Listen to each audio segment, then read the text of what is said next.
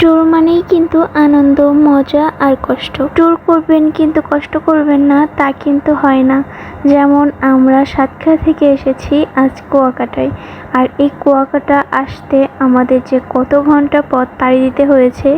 আর দেখুন এই যে সানরাইজ দেখবো বলে একদম সকাল সকাল এই 1 ঘন্টার পথে আমাদের ভ্যান খুঁজে আসতে হলো। আমরা যখন বাস নিয়ে এসেছি তখন কেবলমাত্র ভোর হচ্ছে, তাহলে ভাবুন আমরা কত সকালে এসেছি। আর অলরেডি তখন আমাদের কোনো বাসাও দেখাচ্ছিল না। তো আমরা বাসা খুঁজেছি, তারপর তারই একটা ইজি বাইক ছিল, তো আমরা চলে আসলাম তার ইজি বাইকে করে সানরাইজ দেখতে। আর সব থেকে মজার বিষয় হলো আমরা মাত্র একদিনের ট্যুরে এসেছি, মানে আজ যেমন সকালে এসেছি আবার রাতেই আমাদের চলে যেতে হবে। আর এই সামান্য কয়েক ঘন্টার ভিতরে আমরা কুয়াকাটা সম্পূর্ণ ট্যুর দেওয়ার ইচ্ছা আছে, তো দেখি কতদূর পারা যায়। আমরা এখানে অপেক্ষা করছিলাম যে কখন সূর্যি মামা আমাদেরকে টুকি দিবে, কারণ এত সকাল হয়ে গেল তবুও সূর্যি মামা উঠছিল না। কতগুলো মানুষ দাঁড়ায় আছে দেখুন এই সূর্য দেখার জন্য। মানুষ এত কষ্ট করে এসেছে সূর্য দেখার জন্য, আর সূর্য মামা কিনা উঠছেই না। আমি এখানে স্পিডটা বাড়িয়ে দিয়েছি, ভিডিওর স্পিড, তো আপনাদের জন্য দেখতে সুবিধা হয়। অলরেডি আমরা দেখতে পেয়েছি হাততালি, তো আমরা অনেকগুলো ফটো সেশন করলাম, অনেক মজা করলাম। এখানে আমরা সবাই ছিলাম আর আমরা ফুল ফ্যামিলি এসেছিলাম এই কুয়াকাটায়, তো অনেক বেশি মজা করেছি আর কি। আর আমি তো শুধু মানুষ দেখছিলাম যে কতক্ষণ পর্যন্ত মানুষ থাকে। আর এই জায়গাটা আমার কাছে পার্সোনালি এত পছন্দ হয়েছে, জায়গাটা অনেক সুন্দর। আপনাদের যদি কষ্ট হয় এখানে আসতে, তবুও বলবো যে একবার হলেও কুয়াকাটা আসলে এই জায়গায় আসবেন।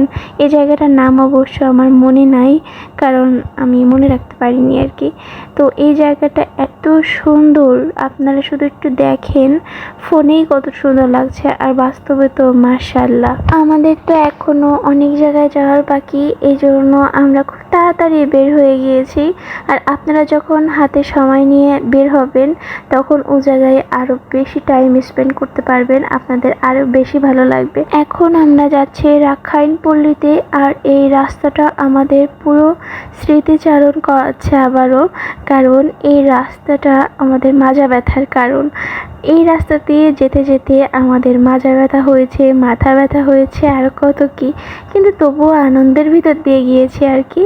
আর এখান থেকে আমাদেরকে নামতে হয়েছে, তার কারণ এখানে ব্রিজটা ভেঙে গিয়েছে, আর এখান থেকে আমাদের হেঁটে হেঁটে যাওয়া লাগছে। কাঠের সেতুর উপরে দিয়ে ভ্যানে করে চলে আসলে হয়তো ভেঙে যেতে পারে, এই জন্য আমরা সবাই নেমে হেঁটে হেঁটে যাচ্ছি রাস্তা পর্যন্ত। আর ভ্যানগুলো এমনি এমনি চলে আসছে, তো একদম রাস্তার মুখে হচ্ছে পুরো টাটকা খেজুরের রস বিক্রি হচ্ছিল। আর আমরা কিন্তু অলরেডি তখন ঐতিহ্যবাহী রাখাইনপল্লীতে এসে পড়েছি। আমরা উড়ে চলে যাচ্ছি। আপনারা ভিডিওতে একটুও বুঝতে পারবেন না এখানের রাস্তা কত পরিমাণ খারাপ ছিল। আর শুধু গাছপালাগুলো দেখুন, পুরো লালে লাল হয়ে গিয়েছে, সবুজ গাছপালাগুলো একদম লাল হয়ে গিয়েছে।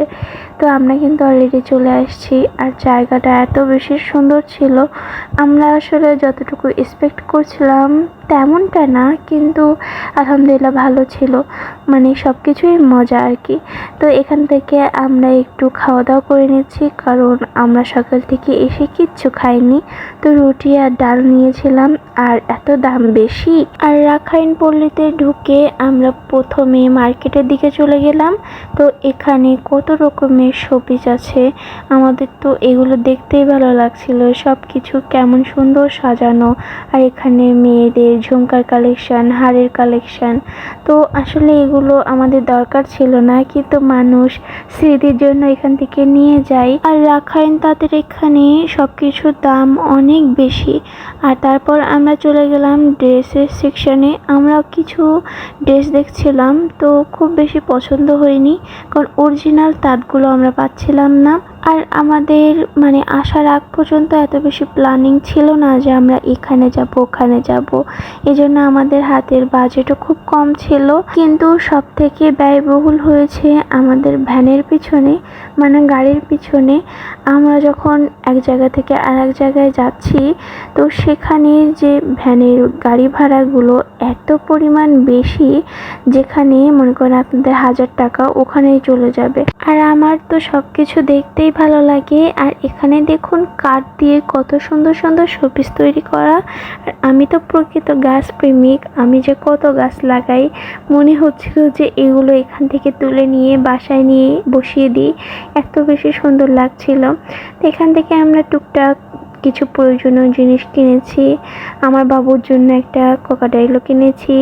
আর এখানে টুকটাক প্রয়োজনীয় কিছু আরও দেখছিলাম যে কি কি নেওয়া যায়। আর হঠাৎ করে তানিশা একটা চুড়ি পছন্দ করে, তো সেটা আমার হাতে আর কি ট্রায়াল দিচ্ছিল, আসলে ফানিভাবে ট্রায়াল দিচ্ছিল।